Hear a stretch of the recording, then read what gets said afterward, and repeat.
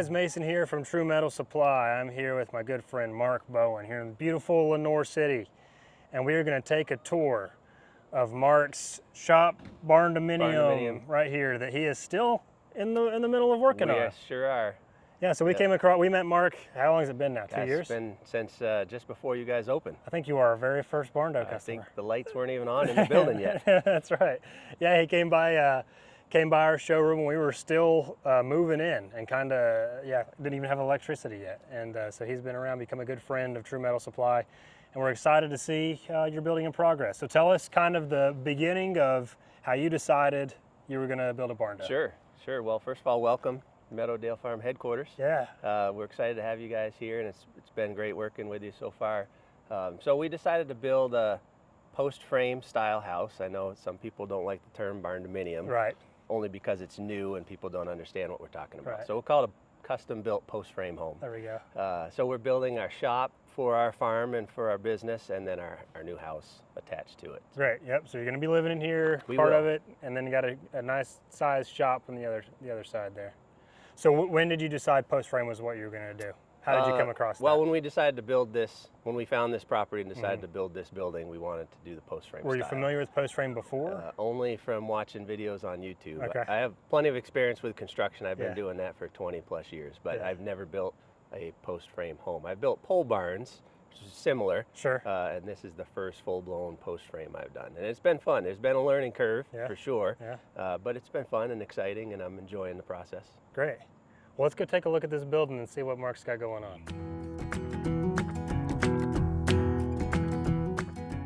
The first thing you got to do is site prep and foundation. And foundation is a big question in the post-frame world. Sure. There's a couple different ways you can do it. How did you set up the foundation for your build? So what I did here was we excavated down about 2 feet.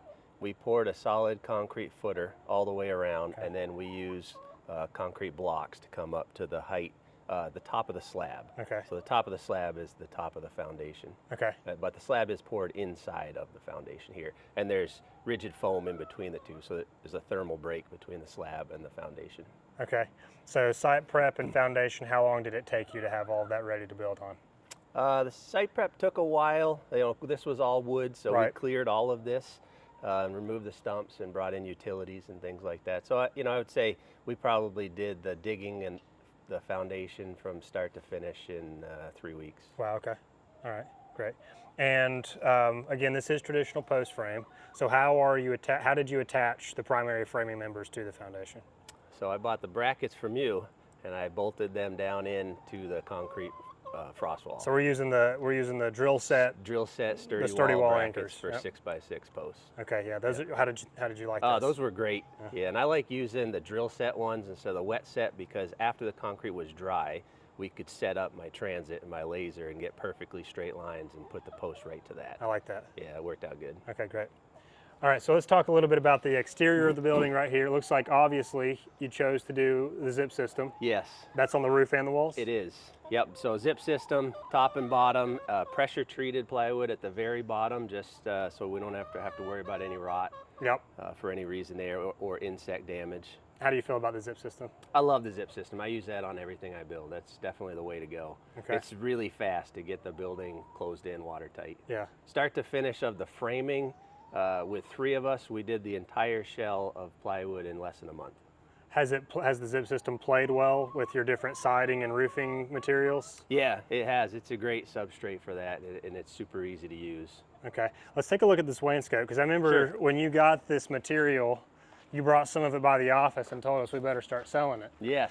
But this is some pretty cool stuff, right? It is. So tell us what this is. Yeah, so this is Evolve Stone, and it's actually a fiberglass resin product. Okay. And so it's weatherproof, it's insect proof.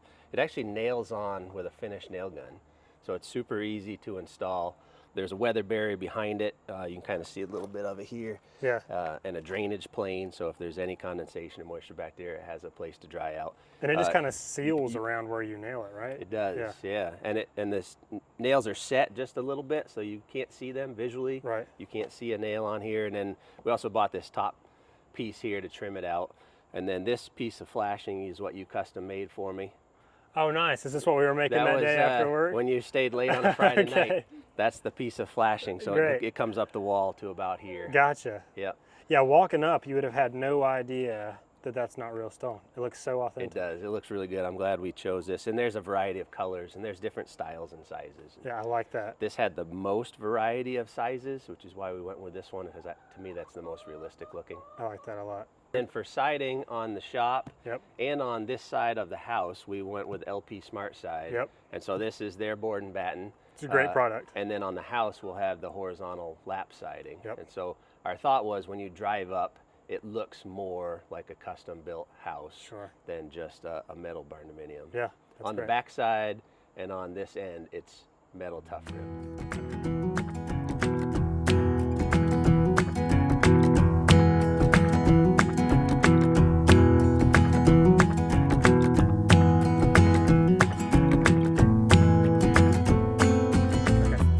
All right, so coming around the side of the house here, you're transitioning from the LP and the evolved stone to Tuff-Rib for the wainscot and the siding material.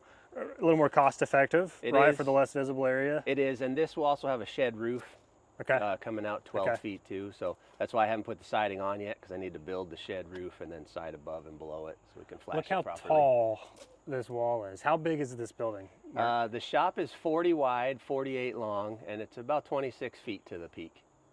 Man, that's pretty tall. And your soffit was a custom steel soffit. Right. Right, which you had a lot of fun putting up. Yeah, I didn't enjoy this particular brand. I probably wouldn't choose it again. But that was before the SpeedLap That was soffit. Just before the SpeedLap came out. Yeah. And this is all solid. You didn't do vented on these, right? No, the house roof is vented, and we can see that when we get over there. But it's a slightly different style of ventilation. Great. And you'll do Tuff-Rib all the way to the top of We will, yep. Of the walls here. Yep, and we did the wainscoting of the Tuff-Rib. We did that already just to help break up the height of those pans, make it easier for me to handle. And then if there ever was an issue down low, it's easier to do repair this way. Gotcha. Yeah, and you've got the wood ultimate fastener here, right, which is a lifelong screw. Yes. Same one you used on the roof. It is, and the rat guard, and then it screwed into the purlins of the building, which is why this is a little taller than normal, because there's not a purlin at 3 feet. Right. At 2 and 4 and 6. So, gotcha. So these are at 4 feet, more or less. So that these could be screwed into the purlins, and then this piece of flashing, you can see I zip taped it to that's here, smart. So very smart. It's, I like that. It's how the zip integrates with anything. Isn't that you build, nice? Really. That flashing so you don't tape's have to worry amazing. about it. Yep. Very cool. Very cool, actually.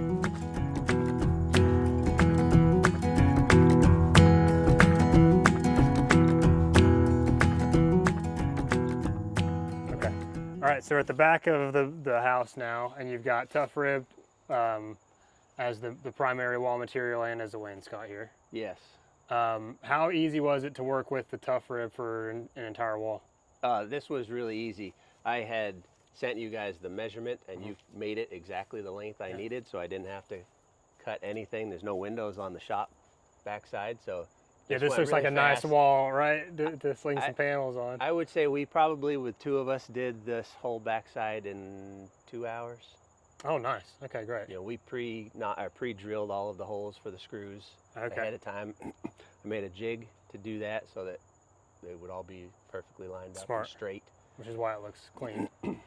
And then having the wainscoting and then the upper panel just sped it up so much, because instead of 18-foot panels, trying to wrestle those, get the top into the FJ trim. Yeah. You know, now it's only a 14-foot panel or so. It's quite a bit lighter. It makes it a little easier to handle, right? Yes. And then we were talking about this off camera, but you did a wood fascia, right? Because you're used to working with some wood. I'm more familiar and more comfortable working with wood. Yeah. And then on the front side of the house where there's wood siding, I wanted the wood fascia, and it's just easier to carry it around. I think it looks great. You were talking about the shadow line. It really does make it look fantastic. Creates a deeper shadow line. For sure, I just think it's a good look.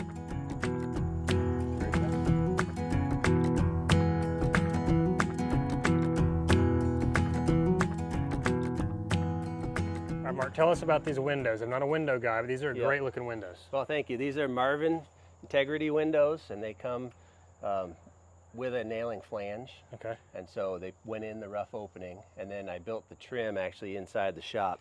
That's one piece, and then came out here and put it on. Okay. And flashed everything properly, and then did the J-channel trim around it for the siding. So some people with a post frame build are confused on how you frame an opening for a window. How did you frame the openings for these? So the opening is framed with a 2x6 box. Essentially, we did all the purlins first, and then we went back and located where the windows would go. Made the boxes to the appropriate size of the rough opening, and then put them in, and then cut out the purlins. You did all with 2x6s? All 2x6. Okay. Yep. Was that easy versus stick frame? Yeah, I would say it was very easy and pretty quick. Okay. Yep. Great, that's great.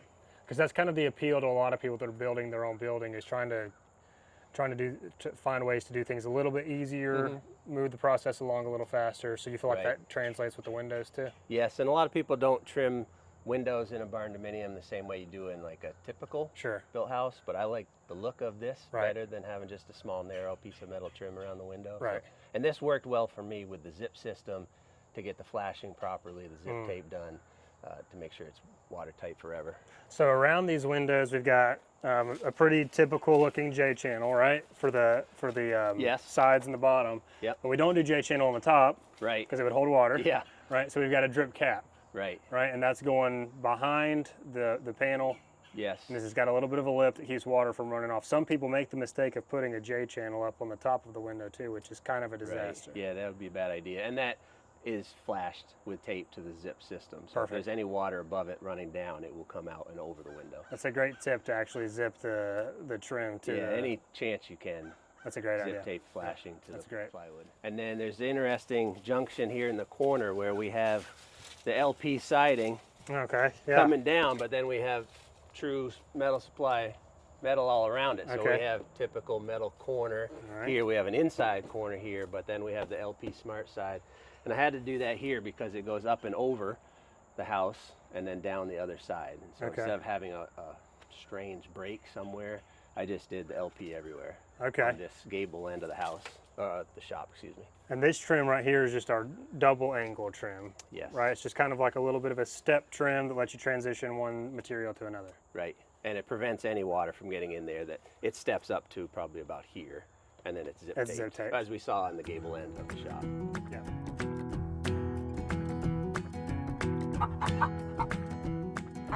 All right, we've got DuraLock, our 1-inch standing seam. It's a snap lock style standing seam system.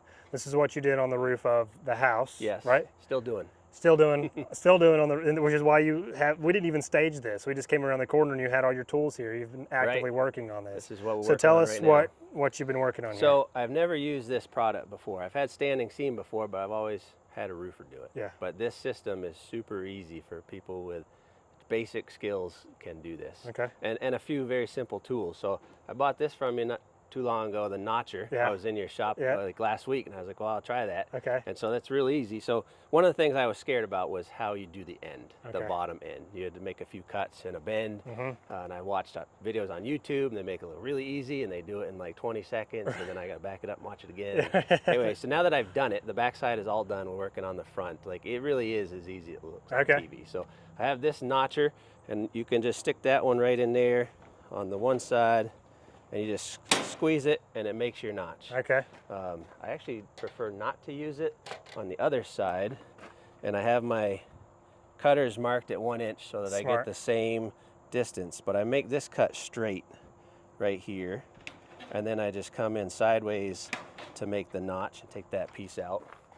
And the reason I do that is I need to save this piece right here. And so I also have these marked at 1 inch, so I'll make that cut right there. And then this part you just cut off and remove that piece. And then you bend this piece over and then it covers up the end of that snap lock. And then you just cut this part over and that part is done. And then on this side where you made this first notch, you just come back and you just remove all of this. That's all there is to the notching. And now you got to make your bend, which is simple to do. Oh, I cut myself good. That's bad for the video. B-roll. Jeez. All right, so then. Come on, Mark. It is very sharp. So you just take this bending tool, and it's a little bit hard to get it started because of the ribs. But once you get it started with the ribs, I just give it a little tap, make sure it's all the way in there, and you just bend it over like like that. Nice. I take my hammer, just take it off like that, and that piece is ready to go on the roof. And we'll pause so Mark can get a Band-Aid. After we wipe the blood off.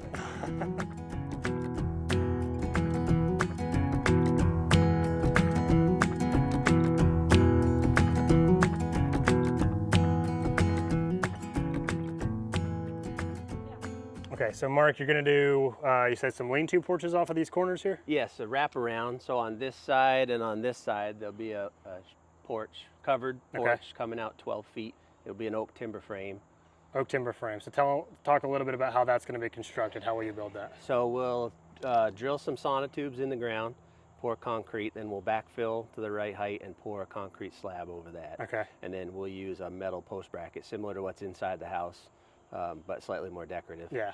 Because they'll show to attach the like oak this, post. like the decorative Simpson Yes, ones. exactly. Yeah, okay. Yep. To attach the post to the concrete. Okay, great. Yeah. Where are you getting the lumber for that? We are getting the lumber from right here on our property. There we and are. from the sawmill that we have right here. Let's go. At That's Meadowdale awesome. Farm. That's a DIY.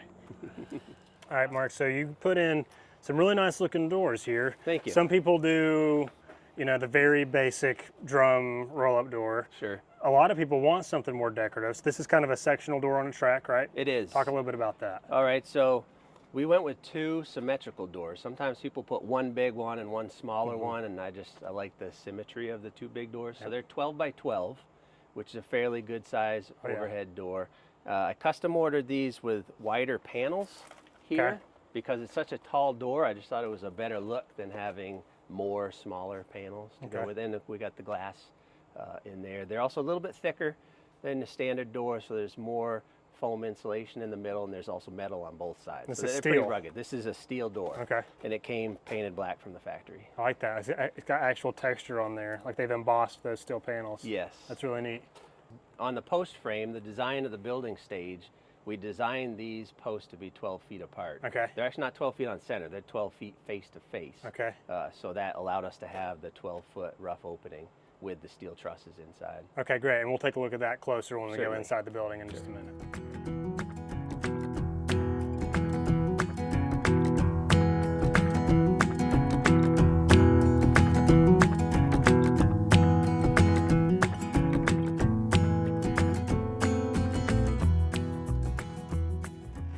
So yeah. it's kind of a mess in here. I cleaned up as best I could this morning, but it is an awful mess.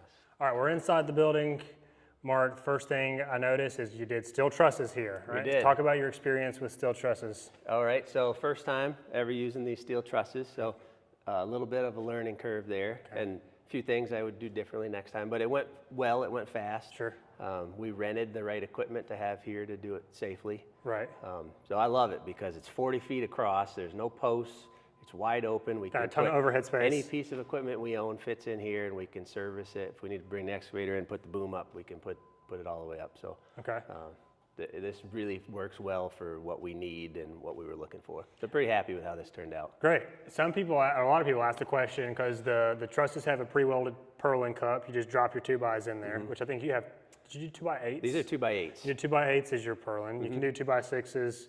Depending where you're at, code might make you do 2x8s. We needed 2x8 specifically because of this 12-foot span. The 12-foot span. And we needed 2x8s in the house for the insulation depth. Right. So again, those just drop right down into those cups. Some people ask, is it hard to attach the solid decking to that? Is it easy to put a solid deck on the roof? Yeah, it was quite easy. Yeah, I mean, once you have the purlins in, it's basically no different than building a wood building. And we did plywood sheathing everywhere. A lot of people don't do that, but we did. And yeah, that went pretty smooth. So one thing I noticed walking in here is that the girts, the wall framing, looks really good. All right, it looks really good. A lot of times you walk into somebody's post frame building, even when it looks great on the outside, and you walk in and there's a bunch of weird scabs and blocks and stuff. You don't really know what's going on. Obviously, this is because you've had a lot of experience with framing, so you kind of knew what you were doing. But talk a little bit about how you build a post frame wall. Sure. So the first thing we did was lay out the post brackets. Okay. And we did that. Well, actually, the first thing we did was the sill plate. I put the sill plate down first, and the brackets sit on top of that, as opposed to adding them later. I think it just gets a better seal, more watertight, airtight, insect-proof. So then we located the brackets. And then after we did that, we used the transit to get the height. So the concrete was really good, but it's not perfect. So each post was cut to the exact height of each bracket. And then what we did was we laid them down on the slab, and we attached all of the purlins on the slab, and then we lifted the walls up in large pieces. Okay. Which saved a lot of time. It's a lot easier, you know, nailing purlins on, working on a concrete slab as opposed to trying to hold them 18 feet up in the air. That's how Kyle from RR does his walls too, right? Kind of assembles them on the ground like that. Yeah, very similar idea. Okay, great. So this is the inside of the doors, Mark, that we were talking about earlier. Yes. Right, like you said, they're steel on both sides. How was it attaching the track on a post frame building? So it was exactly the same as how you would do it on a standard building. Nothing different, didn't have to modify anything? No change at all. I did have to put the interior purlins on and give them blocking to attach to. But other than that, it's no different than what you do in a standard 2x-built garage. Okay. You know, we had a little trouble, not trouble, but had to take extra steps to attach the track because there's nothing above us except the roof. That's what I was going to ask next. So you got all that overhead space, right? Was that a little difficult to figure out? Or? It wasn't that difficult. It just took some time to do because of the height. You know, we had to rent an indoor scissor lift and get it done. But I wouldn't change it. Okay, you've got a loft you got built here, right? We do. There's the special guest star. You're on TV. You got a loft here that you've built. We do. We actually built this. The loft is kind of secondary to these two rooms. Okay. One's the utility room for the entire building, and then this one right closest to us will be a bathroom for the shop. Okay. And then the bonus is we get a loft above it. Okay. Having gotten this far in the project, what's one piece of advice you'd give to somebody that's going to build a shop like this? Something you would have done differently or glad you did a certain way? The next time I do the steel trusses, I will start in the middle and work out. Okay, why is that? When we started at that end and we worked this way, we're trying to get that gable end one perfectly plumb. We had very little to brace it to. And so if we'd done the middle and brace those two and attach the purlins, maybe even put some of the roof plywood on, it would have been really strong and steady. And so then when we put the end one on, we could have plumbed it and had purlins ready to attach it to. Gotcha. As opposed, you know, there was no wall there, no purlins up that high. We were trying to use my laser, we were trying to use a plumb bob, and we got it really good, but it could have been easier. Okay, top tip of the day. So on these garage doors, we went with the side mount openers as opposed to having the center mount just because of the ceiling height above us, and it was easier to do, and these are, I think, a superior opener anyway. They're super quiet, and I really like them. But they're really low profile. Yeah. Can you open one up so we can kind of see what it looks like? Or? I can. Yeah, let's try it. Yeah. So they're very quiet. Smooth. Yeah, very smooth, very quiet. And it's even quieter going back down. And then they also have a lock, an automatic electronic lock. So when it closes, it locks itself. If you can't hear that on the video, it's because you can barely hear it in real life. That really is. You go ahead, bud. I'm surprised at how quiet that was. And those lights that came with them are actually Bluetooth wireless to the openers. They don't have to be right there. They just have to be plugged into an outlet. And really? There's a motion sensor on the controller, which is really nice because when we come in that door, the motion sensor turns those lights on. Oh, no kidding. Yeah. Oh, that's nice. Yep. The other thing that out here that we did is the overhead lights to light the building. I remember you telling me about these. Yeah, they're way too bright and way too big. They are bright. Yeah, a lot of people ask about lighting. So what did you choose for these? They're called hyper lights. We bought them online. Talking with our electrician, we came up with 9, which is more than enough light in here. We're actually going to raise them up higher. Okay. Next time we get a lift in here. But works really good. We have lots of light. How many lights did you get here? 9. 9, and it's definitely overkill, you think? It definitely is more than enough. Yeah. Yeah. I think it looks great. Don't look right at them. Yeah, I just made that mistake. So.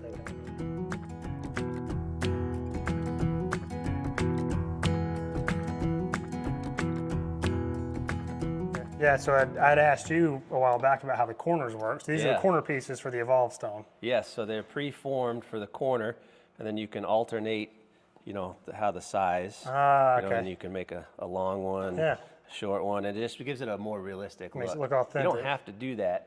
You can just take pieces like this, and you can just kind of weave your corners like that as you go up. That's that you could do that as well. A lot of the fake stone products have like an outside corner, and it really gives away that it's fake stone. Yeah. Right? So this really kind of helps keep. Yeah, I think things they looking did a really authentic. good job of making this look realistic. Yeah, that's great. Great product. Okay. All right. So we're walking to the house part. You were Yes. telling me about some of the things you got to do. Right, so we have to have a steel fire-rated door here, separating that living space from the workshop. We also have the zip plywood on the inside here, which gives us a nice air barrier between the house and the shop. We do some welding out there, so it'll stop any fumes from coming into the house. And then this will get a 5/8 fire-rated drywall as well. Okay. Which is a code requirement. Just on this wall? Just on this particular wall, yep. Okay. All right, so we've got this is the Sturdi-Wall bracket we were talking about. That's the attaching the post to the foundation, right? Yes, and you can see where I have the sill plate down first. Yep. And the sill plate is attached to the foundation the same way you would a standard house. That way when the inspector comes, he's going to be looking for those J-bolts. Right. So they're there just like a normal house. Looks very familiar. Not as necessary him, right? here, but yeah. Okay. Yep. All right, and we got a 6x6 post, yeah? Yes. Attached straight to the Sturdi-Wall bracket. And these Sturdi-Wall brackets, some people use a lag screw, which you really shouldn't do. Right. Right. You're using So a the lag screw is temporary when you stand it up. Right. That's just to hold it in place. Just you plumb it, you hold it in place with those, and then after you've done your permanent bracing and it's exactly right, then you drill all the way through with those bolts. Right. You're not using a lag on this as this. It's not holding anything now. Right. So. Yep. And then we have the outside purlins. And then we're putting inside purlins on. We're actually putting these on to do the electrical framing. We'll put the rest of them on after the installation. Gotcha. And we've got, of course, you're using a pressure-treated 2x as the skirt board down there. Yes. And the pressure-treated plywood you can see as opposed to the zip. Yep.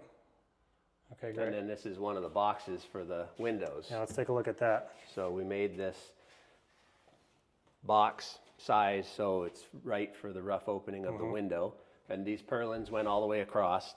The plywood went all the way across everything. Okay. Then we came in and we put these boxes in and then we cut out the plywood and the purlins. So you didn't do the frame opening as you were going? I did. You just built the wall, come back, cut it out? Right. Okay. Yeah, do you think that's easier? Well, it allowed us to get it watertight right away. It is faster to do it that way than to stop and do it. And it also allowed me to do the layout after for the windows and make sure we got the spacing how we wanted it and the windows are where they're supposed to be. That's a good tip. Yep. Makes sense. And then we added blocking in between the purlins vertically for the nailing flange of the window and then for the window trim and the siding.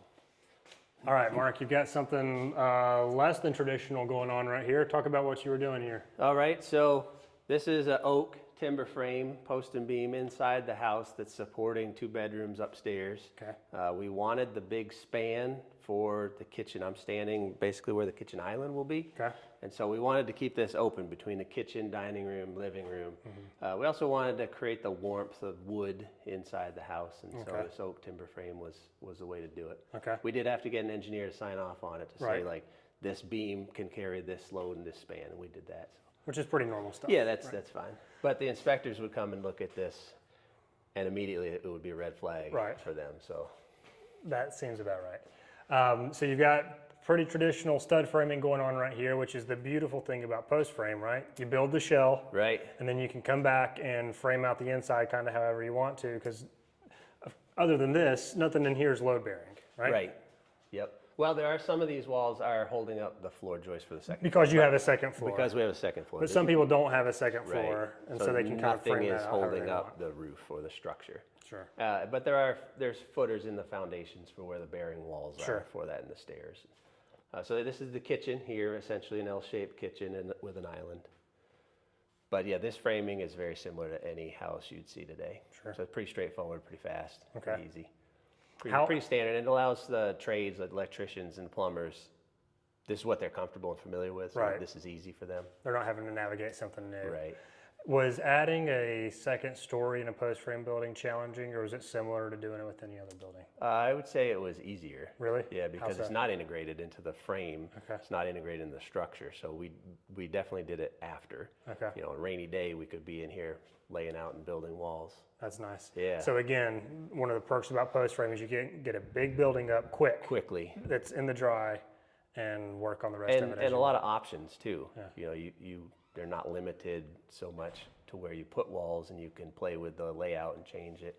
you know, we had one major change here when after we built the frame and we're standing in here, everything looks great on paper, but when you're standing in the building and maybe it looks different. And so we actually originally had this as cathedral ceiling. Oh, no kidding. And so this was going up. I think I remember that. Yeah, so initially that sounds great, right? Yeah. Cathedral ceiling, we're gonna have this great soaring. Well, the problem was it didn't really feel like a great, it was really tall, it's really wide, it's not that deep.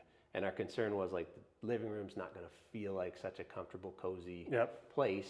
And we're giving away all that room on the second floor. Okay. So why don't we capture that space on the second floor? Now we have 2 huge bedrooms up there that we didn't have before. And so that was sort of because you did post frame, you could because change it's a your post mind. frame, we could do that. Yeah, it was no issue. I did have to go back to the engineer about the beam, and we worked it out, and here we are. Good. Very much like a lot of Barndominiums, we have a master bedroom suite on the first floor. Ah, very nice. Is that this right here? Yeah, so this is like living room here. Okay. See, I got started on the TV okay, yeah. outlet over there Gotcha. the other day. Yeah, so master bedroom here, then a master bath, and a walk-in closet. So we'll have to come back when all of this is built. Oh yeah, for and, sure. And kind of see how it looks when it's finished. That'll be great. And then that room off of the mud room is a 3/4 bath with the washer and dryer. Okay. So we come in, James and I get fairly dirty at work a lot. Yeah. We can go in there, throw clothes in the wash, take a shower. That's nice. And then she'll let us in the house. And then I was going to say, that's nice for her, right? Yeah. Is upstairs accessible? Absolutely. Let's go take a look. And this is actually not a, there won't be a door here. Okay. But the shower tub is 1-piece fiberglass and it doesn't fit through the door. Oh, no kidding. So it's got to come through here. Oh, wow, It okay. set in and then I can close that off. Oh, I gotcha. I learned that lesson once before. I was going to say, at least you thought through that. Yeah.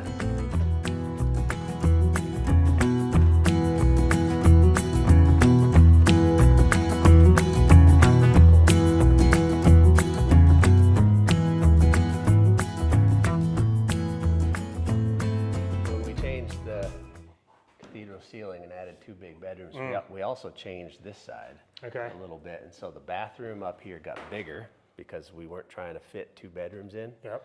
And so the bathroom itself got bigger, so there's lots of room. That's going to be a storage room because there's essentially no attic in the house. Yep. And then that room over there is a home office. Okay.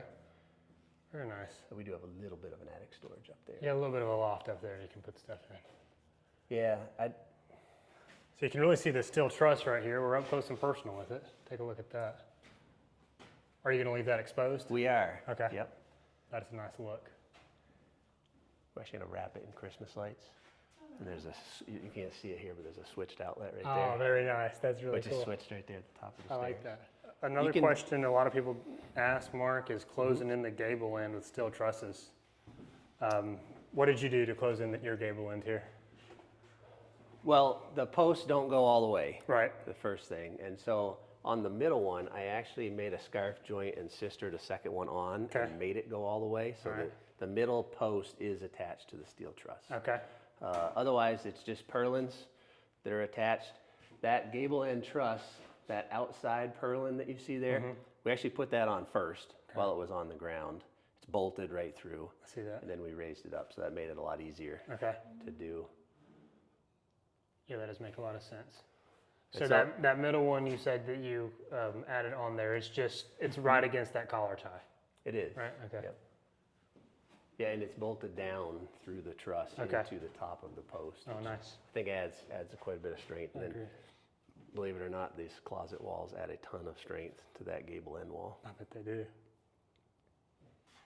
All right, Mark, so this is the attachment of the steel truss to the 6x6 post.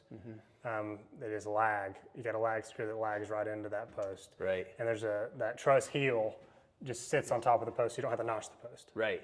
Yeah, we just cut the posts to the exact same, the correct height based on the transit, and then it just sets right on. Was that pretty easy? That was pretty straightforward. Yeah. You need to have a few people to help, so you got to Right. hold both ends, and we had a lift that was doing the heavy lifting. Right. So there's no truss carrier here because the truss just sits directly on top of the post, and they can be spaced as far as 10 foot on center. For residential use, they had to do a couple of little different things here, but that's one of the perks is that you can get those wider bays with the steel truss. we're in selfie mode now. All right. We didn't have the girls holding the camera come up here on the scaffolding with us. But so you've got a really unique ventilation that you did here. Talk about what you did. Okay, so it's really, the idea is to prevent thermal bridging. And so to have a really solid, strong envelope for the house. I have one layer of 5/8 OSB. I covered that with 1.5 inch rigid foam completely everywhere. And so no heat loss transferred through the roof. And then I put 2x4 sleepers on top of that to create a channel for ventilation. And then I added the zip plywood on top of that. Okay. Very, very unique. So I'm going to try to get a little bit of a shot. You can see that right there. That's that ventilation. That's the ventilation material. What's that called? You remember?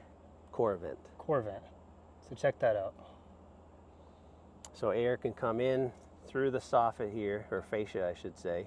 It comes up and then it can go in the channel here created by the 2x4 sleepers and then out our ventilated roof, or ridge. Oh, that's awesome. So Okay. one tip on the zip when you're doing the roof, spend the extra money to buy the caulking tube of the liquid zip and hit every nail hole. Every nail is also a hole in your roof. So it doesn't take a lot of time, it didn't cost a lot of money, but you get a better system when you also seal the nail It's worth heads. the extra. It was definitely worth the time and effort. So then to put our roof on top of the zip, we added true blue roof underlayment. There we go. And then our standing seam roof. So this is the DuraLock, the 1-inch standing seam. There's the hemmed edge that we saw down there when you cut your finger off. Right, and this is the That's right. extended eave trim, right? Just It is. extends out past the eave a little bit, gives you something to and- lock onto. And there's a locking cleat underneath it Okay. that is attached to Right. the fascia, and then this bottom edge is crimped to that locking hem. And then this is just, it's got what's people call either a screw flange or a nail strip, where you just fasten your screw up there. Yeah, and we did every other one. I thought that was sufficient. Yeah, that's great. And then you chose to do, wisely enough, striated panels, which help mitigate oil canning Yeah, I as think it it thermal makes expands. it just a little bit stronger, and it makes it last better and look better too, Yeah, I think, agreed. than the flat panel. Agreed. All right, and you've got a sidewall over there. Yes, so we have the sidewall flashing, and we actually did that first pan, and then we stopped roofing and did the siding on the end wall. That way, when I was doing the siding, I wasn't standing on my new roof. And then once we finished that, we came and did the rest of the roof. And so for sidewall, you just got a Z channel that's attached all the way up Yes. the panel there. Right. And then your sidewall flashing has an open hem that locks into that Z channel. And then you're just tucking that behind your board and batten siding Right. there. Yep. And I also measured the whole length of the roof and divided it by the span of the pans before I did it to see like how I was going to end. So if I started with a full panel, what would I end with at the end? And so I actually cut that first pan to about 10 inches. Okay. And then bent up a 1-inch rise so that no water could travel sideways in there, and then that flashing sits on top of that. Okay, great. This looks great.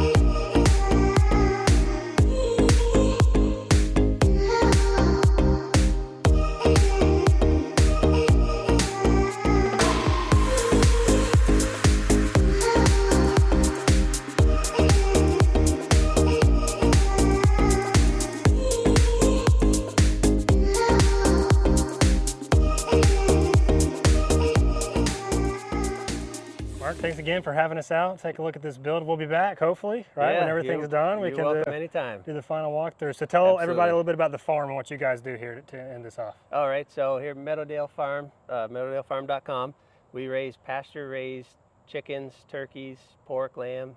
We'll have eggs here soon enough, and you can see all of what's available on our website, meadowdalefarm.com. And thanks for having us out. Well, it's my really pleasure. appreciate it. It's been great working with you guys. Yep. We'll see you guys next time.